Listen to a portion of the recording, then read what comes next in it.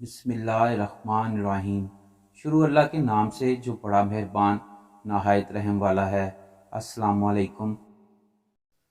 حضرت ابو سعید خدری رضی اللہ تعالیٰ عنہ فرماتے ہیں کہ رسول اللہ صلی اللہ علیہ وآلہ وسلم نے ارشاد فرمایا، قیامت کے دن موت ایک چتکبرے مینڈے کی صورت میں لائی جائے گی، پھر ایک پکارنے والا فرشتہ پکارے گا، اے جنت والو۔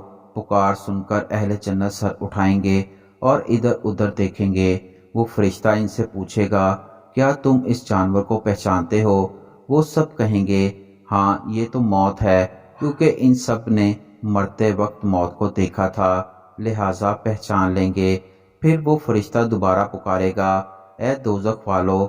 اہل دوزخ بھی گردنیں اٹھا کر دیکھیں گے تو فرشتہ ان سے بھی پوچھے گا، کیا تم اسے پہچانتے ہو؟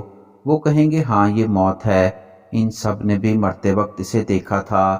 پھر اسی وقت موت ذبح کر دی جائے گی اور فرشتہ کہے گا، اے اہل جنت، اب تم ہمیشہ جنت میں رہو گے، تمہیں کبھی موت نہیں آئے گی۔ اور اہل دوزخ، اب تم ہمیشہ دوزخ میں رہو گے، تمہیں کبھی موت نہیں آئے گی۔ پھر رسول اللہ صلی اللہ علیہ وآلہ وسلم یہ آیت مبارکہ کی تلاوت فرمائیں گے۔